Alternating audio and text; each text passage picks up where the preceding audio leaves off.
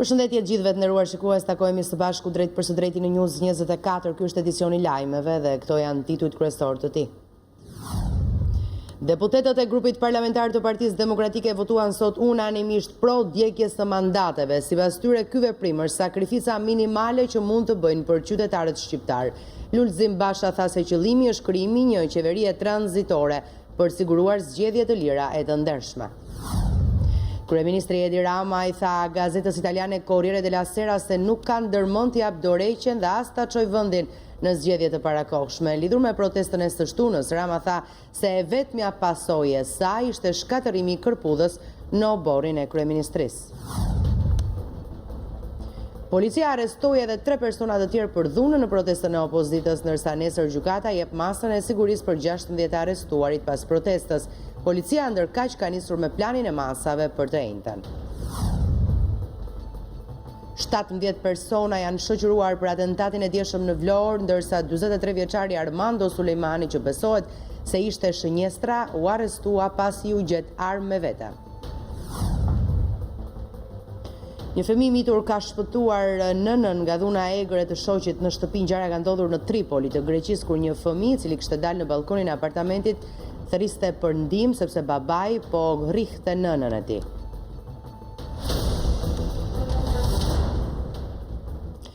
Deputetët e grupit parlamentar të Partisë Demokratike votuan sot unanimisht pro djegjes së mandateve. Sipas tyre, ky veprim është sakrifica minimale që mund të bëjnë për qytetarët shqiptar. Lulzim Basha tha se qëllimi është krijimi një qeverie tranzitore për siguruar zgjedhje të lira e të ndershme. Në përfundim të mbledhjes së grupit parlamentar të Partisë Demokratike, ju njoftoj për vendimin që grupi mori me votë unanime. Duke patur parasysh gjendjen e emergjencës kombëtare ku ndodhet vendi, për shkak të kapjes së kësaj qeverie në flagrancë, duke vjedhur votat e qytetarëve shqiptar, siç dëshmojnë edhe dosjet gjyqësore të publikuara nga media ndërkombëtare, për shkak të kapjes së kësaj qeverie në afera flagrante korruptive dhe kriminale, eliminimit të parlamentit si një forum i demokracisë, eliminimit të gjykatës kushtetuese, kapjes totale të sistemit të drejtësisë, paralizës së shtetit, shtypjes sistematike dhe dhunimit të drejtave themelore të njerëzit dhe lirive të shqiptarëve, duke përfshirë të drejtën e jetës, shëndetit dhe pronës, që kanë shkaktuar një situatë pa precedent të krizës ekonomike, të emigracionit masiv kombëtar dhe gjendjes katastrofale të mjerimit social, duke mbështetur plotësisht zgjidhjen politike të ofruar nga opozita bashkuar, të një qeverie tranzitore të gatshme për ndërmarrë të gjitha hapat e nevojshëm që do të garantojnë zgjedhje të lira të ndershme dhe zhbllokimin e procesit të integrimit evropian të Shqipërisë e hapjes negociatave me Bashkimin Evropian, përmes zgjedhjeve të lira dhe të ndershme të parakohshme parlamentare, vendosi unanimisht djegjen e mandateve parlamentare të Partisë Demokratike në kuvendin e dalë me votat e krimit dhe mafjas në zgjedhjet e manipuluara të 25 qershorit 2017. Grupi parlamentar i Partisë Demokratike autorizoi kryetarin e partisë të ndjek hapat e mëtejshme në përputhje me statutin e Partisë Demokratike të Shqipërisë. Në mbledhjen e grupit parlamentar të Partisë Socialiste, Rama ju ka kërkuar deputetëve socialistë të organizohen për zgjedhjet vendore pavarësisht vendimit që do të merrte opozita. Pak orë përpara se deputetët e Partisë Demokratike të votonin unanimisht, kreu i mazhorancës shprehu besimin se opozita do i djeg mandate, duke e parë të pamundur konsensusin në radhët e Partisë Demokratike. Organizim për zgjedhjet vendore pavarësisht se çfarë bën opozita. Unë nuk besoj se opozita do gjej konsensus për të djegur mandatet. Ne duhet të përmirësohemi mes shpifjeve të kundërshtarëve, të shohim çfarë nuk shkon me ne.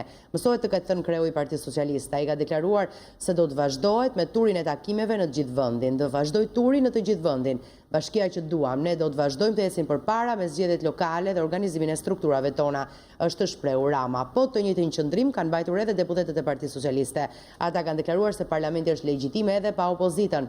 Është një vendim që i takon opozitës. Parlamenti është legjitim edhe pa opozitën. Parlamenti është në funksion të plot dhe legjitim, kanë thënë deputetët e Partisë Socialiste përpara nisjes së mbledhjes së grupit.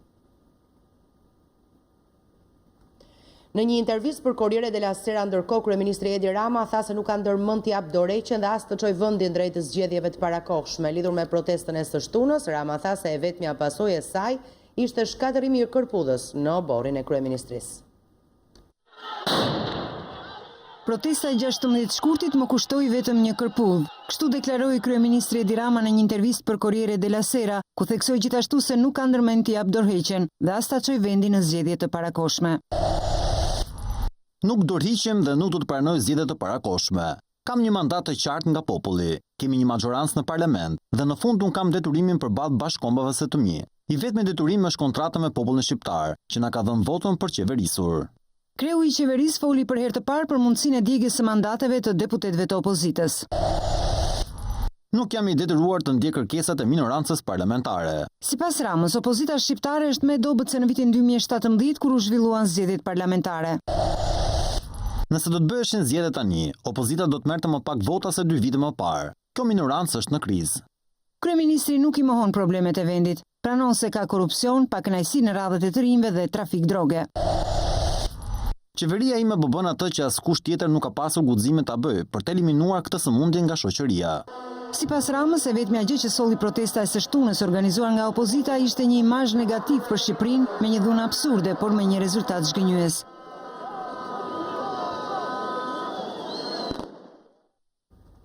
Sali Berisha shprehet i vendosur të vijojë përpjekjet për të siguruar votën e lirë për shqiptarët. Një intervistë për median italiane, Berisha ju përgjigj ndërkombëtarëve që dënuan në dhunën në protestë duke theksuar se dhuna e vërtetë është ajo ndaj votës. Lideri historik i Partisë Demokratike Sali Berisha ishte në balë të protestës së 16 shkurtit në Tiranë. Kështu shkrua në e përditshmja italiane Il Messaggero, në hyrje të intervistës me ish-kryeministrin shqiptar, i cili shprehet i vendosur të vijojë përpjekjet për të siguruar, siç thotë, votën e lirë për shqiptarët. Rama duhet të dorëhiqet dhe t'i hap rrugë një qeverie tranzicioni që do të ndalojë të ndërhyjë dhe të manipulojë zgjedhjet. Sot në Tiranë qeverisin banditët dhe narkotrafikantët. Betejë është e fortë, por këto protesta janë një mësim që shpresoj ta ketë kuptuar Rama. Ndryshe do të ketë ditë të vështira dhe fundi i tij do të jetë i tmerrshëm. Njerëzit mund ta vrasin, ta hedhin në lumë. Berisha ju përgjigj deklaratave të ndërkombëtarëve që dënuan dhunën në protestë, duke theksuar se dhuna e vërtet është ajo ndaj votës. Protestat do të vijojnë derisa kërkesat tona të plotësohen. Nuk ka kthim pas. Situata është kritike. Edi Rama e ka hapur parlamentin për vrasësit. Jemi vetmi vend në Europë në gjysmë diktaturë si Venezuela.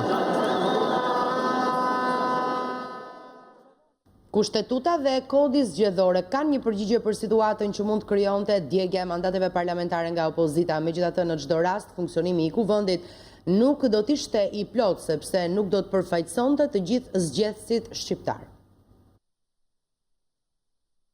Propozimi i Bashës për djegjen e mandateve do të shkaktonte një situatë e cila ka një përgjigje në kushtetutë dhe kod.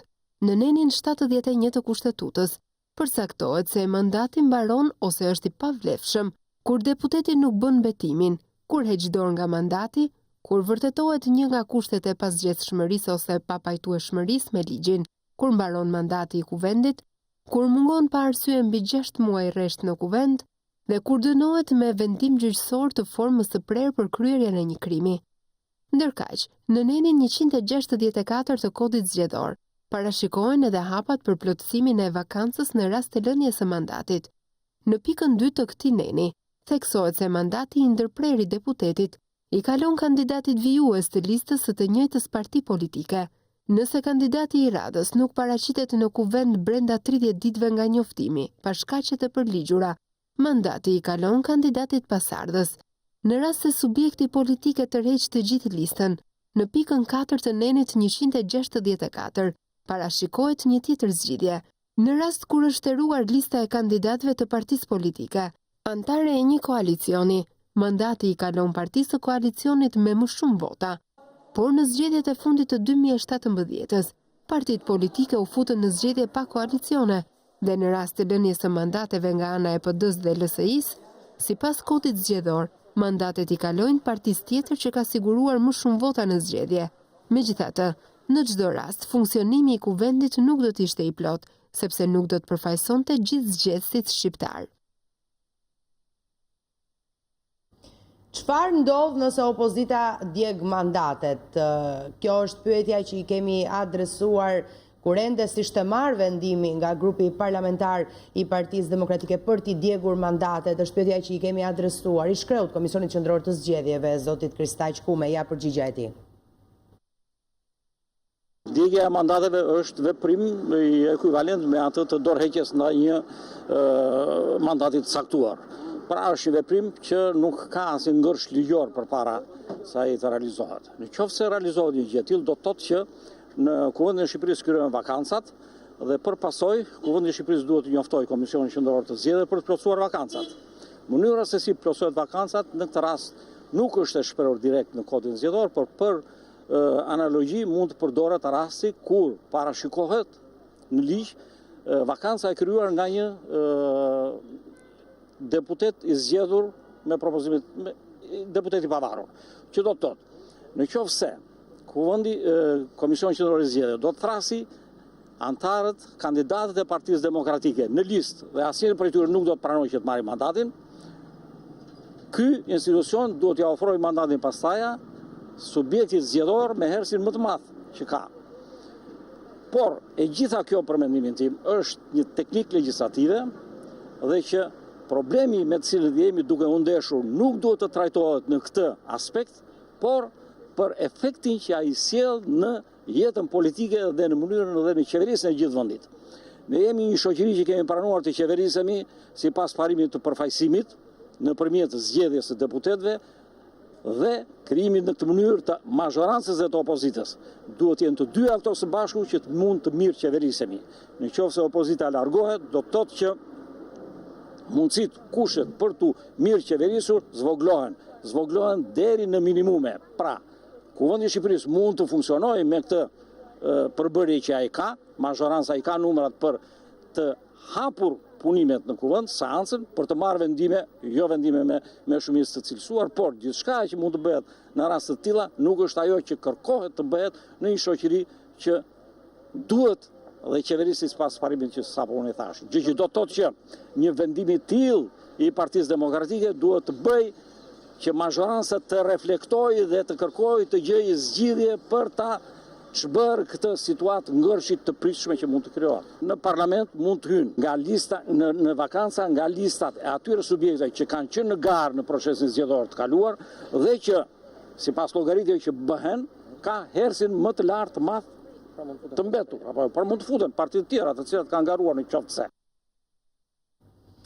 Teksa demokratët kanë vendosur të djegin mandatet unanimisht dhe kanë marrë për këtë qëndrim për gëzimin nga disa aleatë opozitar si PDU dhe Partia Agrare Ambientaliste, aleatja kryesore e tyre, Lëvizja Socialiste për Integrim, dhe nuk ka një qëndrim zyrtar. Një vendimarrje të qartë, kryetaria Monika Kryemadhi pritet ta komunikojë pas takimit me zotin Lulzim Basha në Selin Blu. Gjithsesi, disa prej deputetëve dhe përfaqësuesve të LSI-s janë shprehur përmes rrjeteve sociale. Edmund Panariti e ka krahasuar kryeministrin me Enverin dhe Hitlerin që shtypën, vranë dhe pren me ligj dhe në emër të parlamentit. Fundi i diktaturës është çështje orësh, shkruan deputetja Nora Malaj. Klajda Gjosha flet për një konsensus opozitar për të djegur qeverinë e Edi Ramës. Edhe deputetja Kërpaçi në një postim të shkurtër shkruan: "Ç'vlerë ka mandati kur kryeministri helmon popullin?" Ndërkohë Kejdi Mehmeti zhvlerëson mandatin duke e cilësuar të qytetarëve të cilët folën qartë kundër regjimit kriminal të Edi Ramës.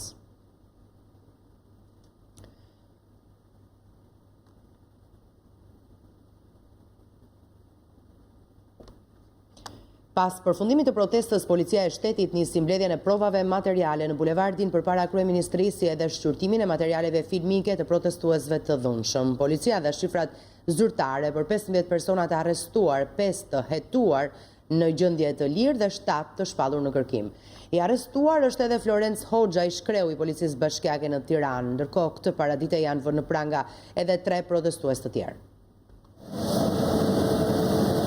Një ditë pas protestës së opozitës para dyerve të kryeministrisë, ku protestuesit tentuan të hynin brenda institucionit, policia ka vënë në pranga 15 persona. Pas analizimit të pamjeve filmike dhe provave të mbledhura në vendngjarje, policia dha numrin zyrtar të personave të arrestuar dhe akuza që rëndojnë mbi ta, shkatërim të pronës publike, goditje ndaj efektiveve të policisë dhe kundërshtim të forcave të rendit.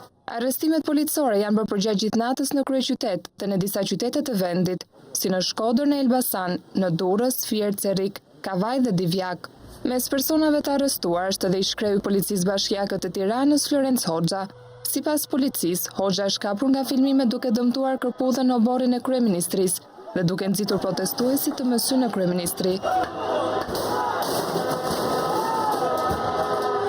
Ndërkohë, policia ka proceduar në gjendje të lirë 5 persona dhe ka shpallur në kërkime po punon për kapjen e 7 personave të tjerë. Në argumentet e forcave të rendit, thuhet se këta persona kanë qarë kordonin e policisë, duke kundërshtuar e goditur efektivët. Gjithashtu, kanë goditur dhe thyrë me mjetet të forta, dyer, xhama dhe vepra arti në hyrjen kryesore të kryeministrisë. Por ndërsa policia i akuzon për dhunë, një nga familjarët të 2 personave të arrestuar hedh poshtë pretendimet e policisë, duke deklaruar se një prej tyre nuk ka qenë i pranishëm në protestë. Familjari i Luftoj Jakupit, edhe është dhëndrim, është mëqyet babër mrena, mëqyet babër invalid. Një ka shequr dhe ka nërësu dhe dhëndrin tim pa qenë fare në protestë. Mirë baba ka qenë protestë, po djali. Ndërkohë, deputeti i Partisë Demokratike njëherazi dhe kreu i Partisë Demokratike në Fier, Luan Baçi, denoncon ushtrimin e kontrolleve të policisë si terror ndaj qytetarëve. Janë qytetarë të lirë, kanë protestuar në mënyrë të ndërgjegjshme për kërkesat e tyre ekonomike dhe janë të gatshëm të paraqiten vetë në drejtorinë e policisë. Do t'i bëja thirrje policisë që mos të bënte terror dhe këtë terror e bën në mënyrë të qëllimshme për të trembur protestuesit, për të trembur qytetarët fierak që ditën e ejte mos të jenë prezent në protestë. Burimet nga policia thon për News24 se vijon puna për identifikimin e personave të tjerë përgjegjës për të gjitha dëmet e shkaktuara në kryeministri dhe përdorimin e lëndëve piroteknike.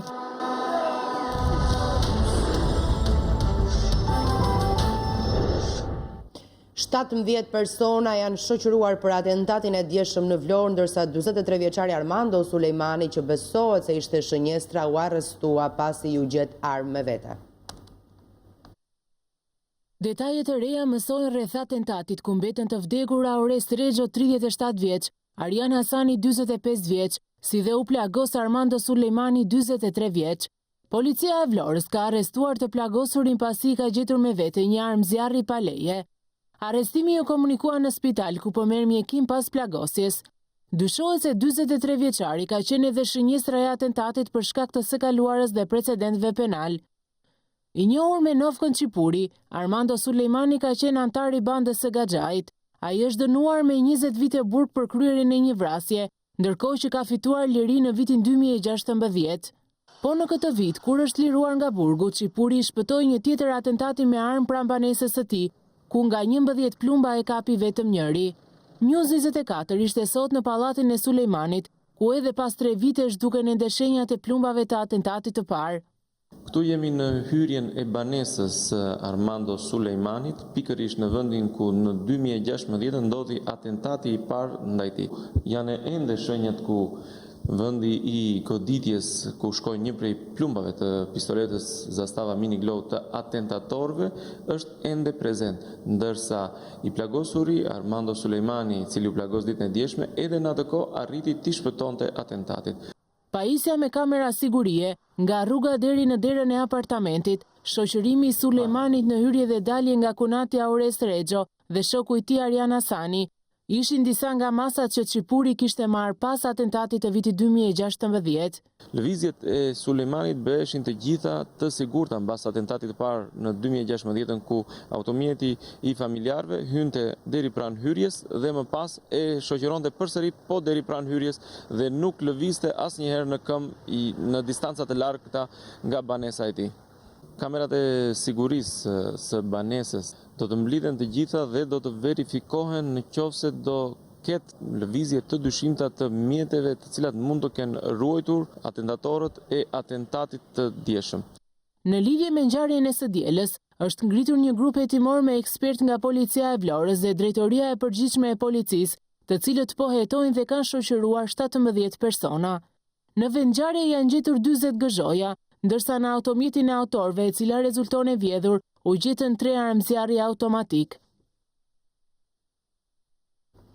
Një gomone e fuqishme është zbuluar nga policia në Grykderdhjen e Lumit të Vjosës. Gomonja me 2 motor të fuqishëm ishte fshehur në Grykderdhje nga persona ende të pa identifikuar.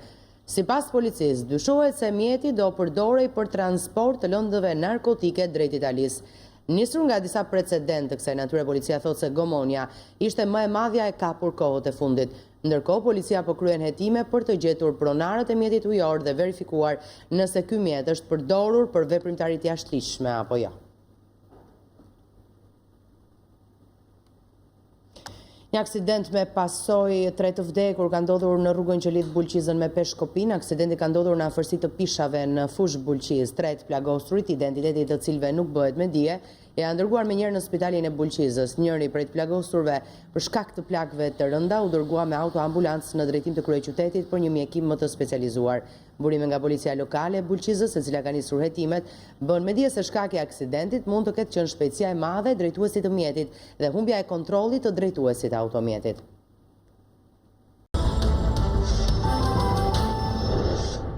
Rikthehemi me lajme. 2 aksidente automobilistike në Itali kanë rezultuar fatale për 2 shtetas të shqiptare. Aksidenti i parë u shënua në Riviera Berica, viktim beti 40 vjeçari Luan Hakrama, babai 3 fëmijëve. 40 vjeçari po udhëtonte me mjetin Golf kur është përplasur nga një Benz që drejtohej nga një biznesmen i zonës. Goditja ka qenë fatale për shqiptarin i cili ka ndërruar jetë në vend, ndërsa në gjendje kome ndodhet drejtuesi i Benzit. Dyshohet se shkaki i aksidentit është parakalimi i gabuar i njërit prej mjeteve. Aksidenti i dytë me vdekjen e një njeriu shqiptar u shënua në Treviso. Në makinë udhëtonin 3 të rinj, të cilët janë përplasur me një shtyll dritash dhe kanë përfunduar jashtë rruge. Humbi jetën shqiptari me iniciale GK dhe të plagosur mbetën 2 të tjerë. Shkak për këtë aksident është bërë humbja e kontrollit të mjetit që drejtohej nga njeriu shqiptar. Një 45 vjeçar shqiptar u gjeti vdekur mbrëmjen e së shtunës në fshatin Agios Athanasios të Selanikut. Trupi i pajeti 45 vjeçarit u gjet pranë një sheshi lojrash. Policia konstatoi se viktima kishte plagë të shumta në fytyrë, shkak që i bëri autoritetet të dyshonin se kishin të bënin me një vrasje. Nga të dhënat e grumbulluara gjatë orëve të para të hetimit, ka dyshime të forta se autori i vrasjes së 45 vjeçarit shqiptar të jetë pikërisht i biri. Për këtë arsye, policia e Selanikut shoqëroi të riun, i cili përgjatë gjithë orëve të natës është marrë në pyetje, ndërkohë që ende nuk ka një njoftim zyrtar mbi rezultatet e hetimit. Sipas informacioneve, ndër dëshmitarët në vendin e ngjarjes ishte edhe një grua shqiptare e cila mësohet i ketë dëshmuar policisë për ngjarjen. Një fëmijë i mitur ka shpëtuar nënën nga dhuna e egër e të shoqit në shtëpi. Ngjarja ka ndodhur në Tripoli të Greqisë, një ditë më parë kur njerëzit kanë parë një fëmijë i cili kishte dalë në balkonin e apartamentit dhe po thëriste për ndihmë. Ndihmë, babi po rre mamin. Ka mjaftuar kjo thirrje që fqinjet të thrasin policinë, e cila mbërriti në vend ngjarje, theu derën dhe shpëtoi gruan. Gruaja kishte goditje të rënda dhe gjak në fytyrë dhe menjëherë u dërgua në spital, ndërsa burri 35 vjeçar u arrestua dhe dosja në ngarkim të tij u dërgua në prokurorinë e Tripolit. Identiteti i autorit nuk bëhet i ditur. Pasi hetimit të nisur që në vitin 2017, policia belge në bashkëpunim me Europolin arriti të shkatëronte organizatën e drogës shqiptaro-belge. Nga operacioni u arrestuan 22 persona, si të dyshuar dhe të tjerë u burgosën. Një band trafikantësh droge e përbërë nga shqiptar dhe belg është arritur të shkatërrohet pas një hetimi të nisur që në vjeshtën e vitit 2017 në Belgjik nga Policia Gjyqësore Federale e Lovenit me mbështetjen e Europolit. Policia ndërhyri në 24 banesa në Belgjik, ndërsa në të njëjtën kohë, bastisit policore që u kryen mes datave 4 dhe 6 shkurt rezultuan në arrestimin e 22 të dyshuarve dhe burgosin e 6 të tjerëve. Nga operacioni u sekuestruan një sasi e madhe kanabisi, armër zjarri, lekësh antiplumb dhe 10.000 euro cash. Gjithashtu, policia zbuloi 6 platacione me 4.500 rrën kanabisi gjithsej, si edhe gjatë operacionit u gjet edhe një platacion kanabisi me 1.000 rrën brenda një ish klubi striptizmi, i cili ruhej nga 2 të dyshuar me origjinë shqiptare. Ndërkohë edhe në platacionet e tjera, ishin persona shqiptarë që bënin roje, si edhe qëndronin në mënyrë ilegale në vend.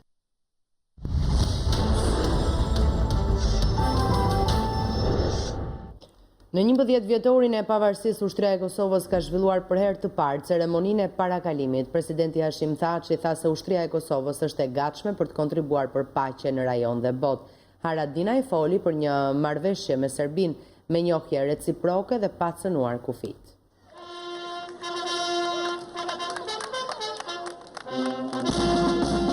Kosova ka shënuar këtë të diel 11 vjetorin e pavarësisë me rastin e së cilës për herë të parë është zhvilluar ceremonia e parakalimit të ushtrisë së Kosovës.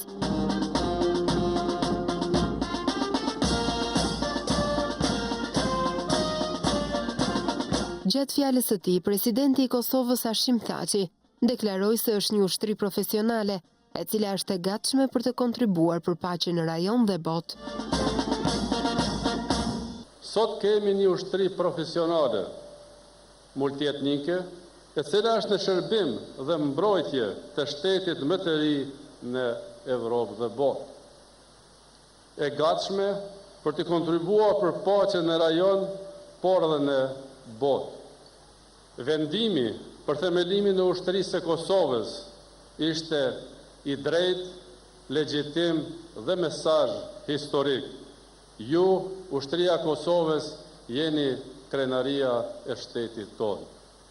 Këtë vit, të nderuar të pranishëm, do të marrim edhe një vendim tjetër strategjik për të ardhmen e vendit tonë.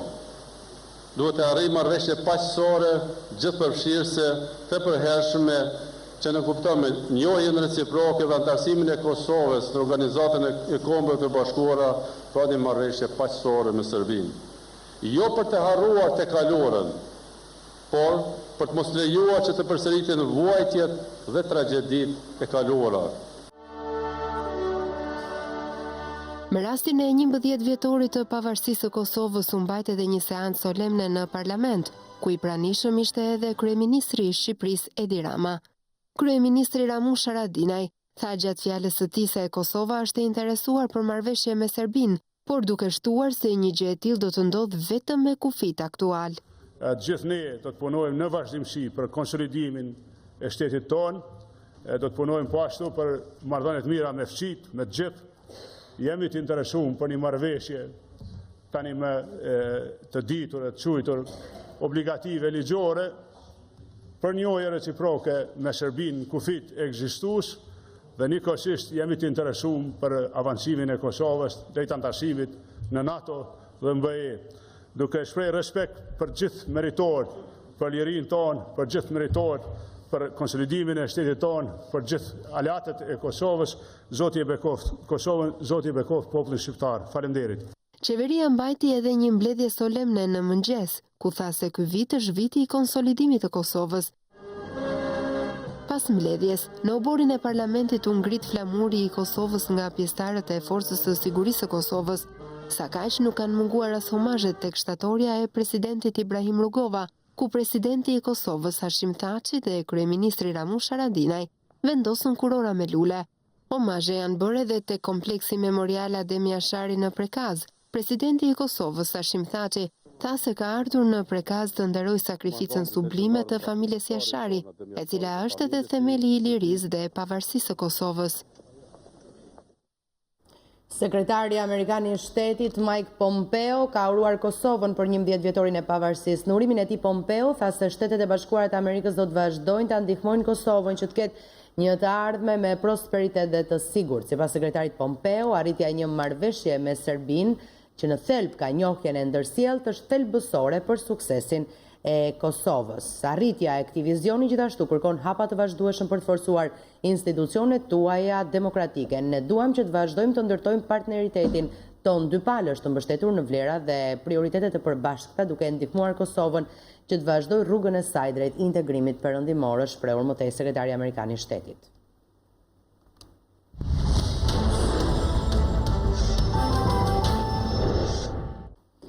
Çdo vit Agjencia për Zhvillimin Bujqësor dhe Rural akordon investime marramëndse për pyjet e Shqipërisë. Vetëm në zonën e Pukës, e njohur si kryeqendra e pyjeve të Shqipërisë, janë investuar 12.3 milion lek, impakti të cilave nuk është ndjerë tek komuniteti i zonës.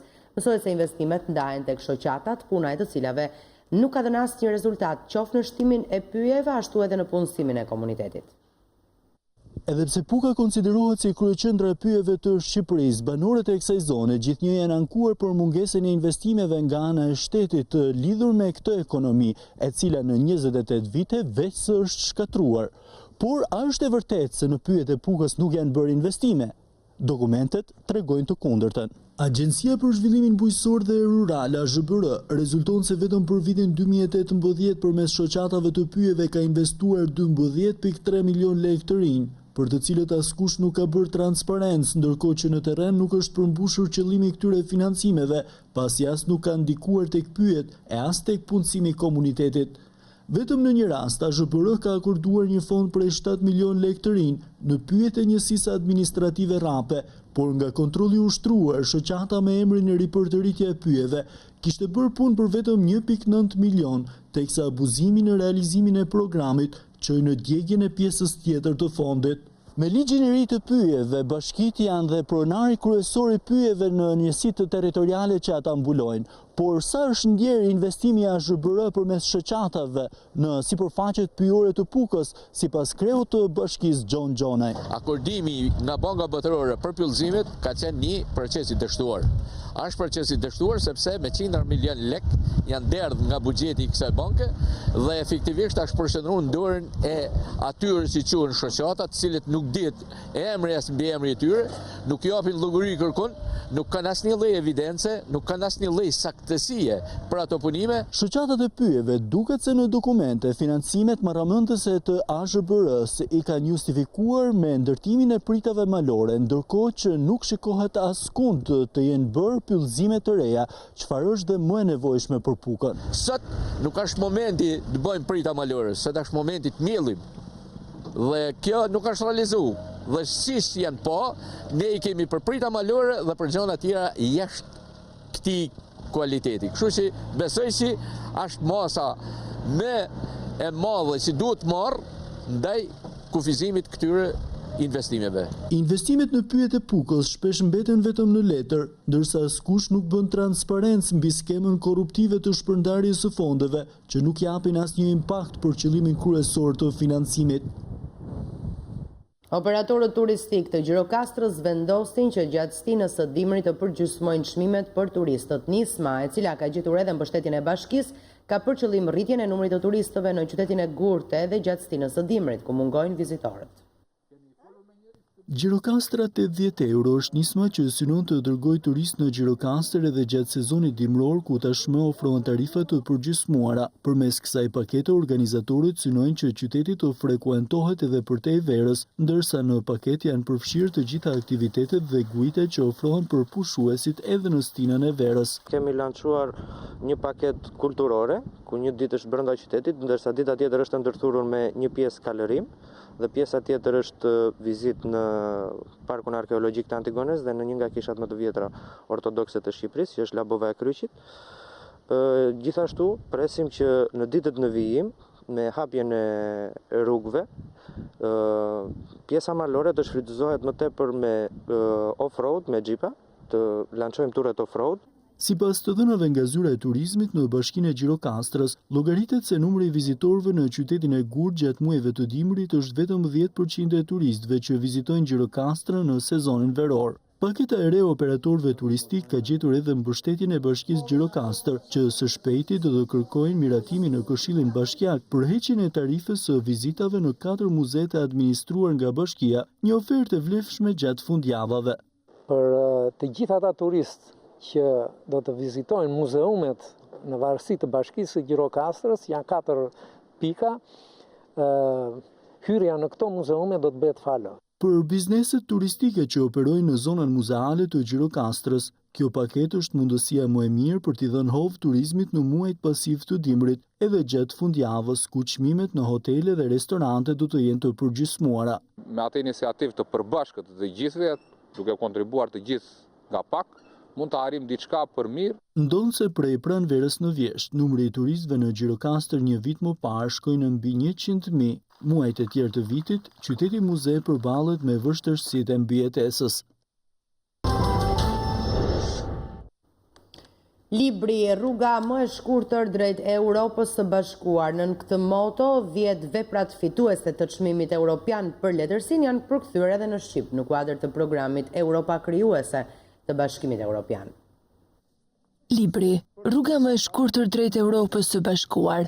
Nën këtë moto, 10 veprat fituese të çmimit evropian për letërsinë janë përkthyer edhe në shqip në kuadër të programit Europa Krijuese të Bashkimit Evropian. Në këtë listë përfshihen zakonisht rreth 5.000-6.000 batuese nga gjithë Evropa. Dhe në këto 5.000-6.000 batues, në dy rastet që është kualifikuar shtëpia me batuese pa dhe batues të tjerë në Shqipëri, janë kualifikuar 35 herë e parë dhe 42 herë e dytë. Të përfshihen 2-3 batuese nga Shqipëria, ndërtohet edhe shtëpia batuese Fanoli, mendoj se është një tregues i cilësisë lartë. Toka që shkelim, letër dashurie në shkrimin kuneiform, mbreti i shelgjeve apo kafe hiena, janë këto disa nga titujt që përkthehen për lexuesit shqiptar edhe në kuadër të shkëmbimit të kulturave, i cili është edhe qëllimi i këtij programi. Ky projekt shtrihet për një periudhë 2 vjeçare dhe në përfundim të tij, botuesi, përkthyesit dhe dashamirës të librit u bën bashkë për ta finalizuar me diskutime dhe biseda për 10 libra të përzgjedhur me kujdes, që në fokus këtë herë kishin autorët e rinj. U përqendrua vetëm në këtë drejtim, në përkthimin dhe sjelljen në shqip të autorëve që kanë fituar çmimin e parë të Bashkimit Evropian. Kemi dashur që të sjellin të lexuesit shqiptar, jo thjesht vlerat të veprave klasike siç është Prusti, Kafka, Camus, që ne kemi në portofolin tonë, por edhe autorë të tjerë të karakteristikë